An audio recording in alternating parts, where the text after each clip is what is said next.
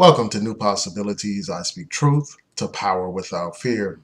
So, yesterday I saw this article from CNN about tragedy across the country during the holiday weekend. And the title of the article is this: it says, "At least 6 children were killed by gun violence across the nation this holiday weekend."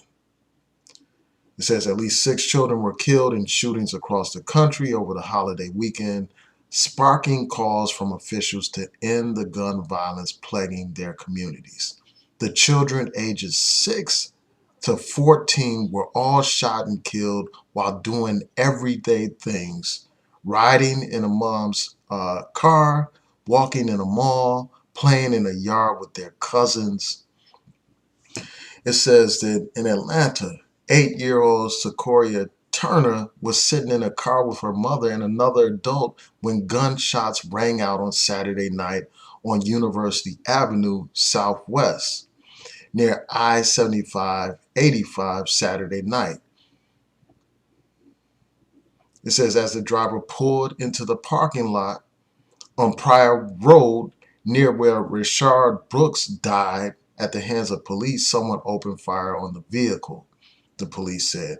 And then this article goes on to show other examples of young people being killed. Um, this young person says an 8-year-old was shot while in the mall. He was one of 4 innocent bystanders caught in the crossfire when a gun battle started between a group of men inside this mall.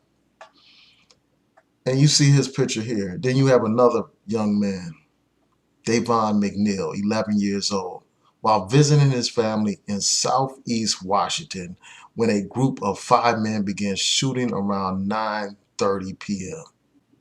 It says McNeil's mother heard the gunshots and saw her son duck to the ground, thinking he was trying to dodge the bullets, but she saw that her son was in movement and noticed blood. He was hit in the head. Then you had his young sister, um, another young sister, young person, Natalia Wallace in Chicago. A group of children were playing in the yard in Chicago's Austin neighborhood when 3 suspects exited a light colored vehicle, and fired shots at a group gathered outside a home on the 100 block of North Lathrop Avenue, the police said. 7-year-old Natalia Wallace was shot in the head and transported to the hospital. Another case, a 6-year-old killed in San Francisco. And you see, all these young people are black kids, black victims of violence plaguing our community. And, this morning I was on Instagram and I saw this post from Tamika Mallory. And Tamika Mallory is somebody that I support. I support her outspokenness. I support the fact that she's, one of the vocal critics of police brutality, one of those people calling for reforms. I support the sister in her struggle for social justice in this country. But when I saw this post, it raised some questions. There's several questions that I want to talk about today. So she posted about this very same article. And she said, over the 25 years of my activism, I buried several young children in our fight to end gun violence. It never gets comfortable or tolerable. We have real deep issues to address. Systemic racism and white supremacy are killing our people on so many levels. Tomorrow I'm going to help draw the connection for those who may not understand. It will be an adult conversation. Then she has hashtag defund police, hashtag reimagine public safety. And, I have to talk about this. So when I saw Tamika Mallory's post, that inspired me to do this particular video. I had to address this issue The thing that troubled me the most about her post was the fact that she was connecting the situation involving the deaths of these young people to this whole call to defund the police. And I find that to be problematic. I find it to be troubling and sickening that somebody would use the tragedy of these young people to call for the defunding of the police. And I'm going to explain to you why. First of all, let me be perfectly clear about my position on this whole defund the police movement. I have no problem with reasonable reductions in police budgets to address other vital needs in the community. I have no problem with that at all. I support that. You know, a lot of police budgets are large, and a lot of times the police receive more funding than a lot of other programs in our communities. So I have no problem with a comprehensive review of police budgets to determine what things are necessary and what things are unnecessary. I have no problem with the demilitarization of the police. The police should not be occupying armies in our community using military style weapons and tactics. So I support reasonable reductions. Like here in Baltimore, they reduced the police budget by a certain amount. They got rid of a couple of obsolete programs, such as a Marine program and mounted police. Those things are no longer necessary in this city, and it makes sense that those funds go to other things that are vital and important. So I have no problem with reasonable reductions.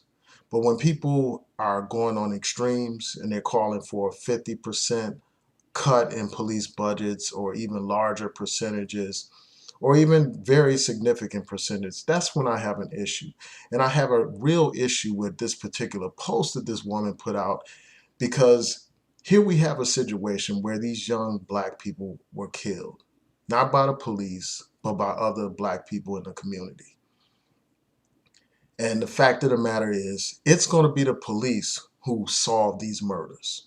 It's going to be the police who arrest the suspects. It's going to be the court system that prosecutes the suspects. It's not going to be any kind of community group arresting these suspects or finding who is responsible or any of that kind of stuff. In fact, I wouldn't be surprised if you wouldn't hear a word from a lot of these community groups. These same groups that are marching out here in the streets concerned about Black lives. They're not marching or they're not doing anything, not a damn thing when it comes to these types of incidents. They don't have the faces of these young victims memorialized or images of them up or any of that kind of stuff. And it's sad. You know, if we are truly concerned about Black lives, we need to be concerned about Black lives, period. Not just when they die at the hands of police. And I understand, as the mayor said, and as I've said countless times and time again on here, these are two different issues. You know, as Mayor Keisha Bottom said, the issue of this violence in our community, this gun violence and this police violence are separate issues, but at the end of the day, they have the same result, the loss of Black lives. Um, and if we're concerned about Black lives, we need to do what we can to protect Black lives by all means and any means necessary. Not just from the police, but from the terrorists in our own community, terrorizing our community. Many of these people that are calling for the defunding of the police, they are not doing any kind of community policing at all. They're not policing the community. They're not arresting suspects. They're not tracking down the killers of these young Black people. But yet they want to call for defunding the police. The same police that they're going to call upon to arrest these suspects. The same police that they're going to call upon to solve murders. And I just think that it's a lot of hypocrisy going on because a lot of these people, they don't have the same sense of urgency when it comes to Black people being killed by other Black people. They don't have that same kind of urgency. They simply don't. And I understand, you know, why it's a different situation, as I pointed out before. I I get it because a lot of times these police officers, they get away with murder. When we have videotape of these police officers killing Black people, and committing all kinds of brutality against black people, these police still get off. So I understand why it's a very important issue, and it's an issue that I've been advocating for all of my adult life. But we have to call out hypocrisy. We have to call out the fact that it seems like some of these people are only around when the cameras are around. They're only around when the news has found something newsworthy, and rarely do they find these types of stories that newsworthy. When it's just a situation where a young person is being killed at the hands of other young black people, it's not that big of a deal in the media. They'll talk about it for a second, like you had this story that I posted about. They'll talk about it for a second, but you won't see the endless media coverage. You won't see the sustained outrage and all that kind of stuff going on, because we have accepted this type of violence that is plaguing our community as normal. We've accepted it as a part of life in urban communities. And it's just a shame that these issues are not being addressed. Immediately after you had these protesters protesting around the country, you had police department, cities and uh, city councils and all that kind of stuff, immediately taking action to reduce the funds that the police department gets. Immediately act on that, on these protests and all that kind of stuff. You had corporate media immediately grabbing this up and pimping our pain to sell products to our people.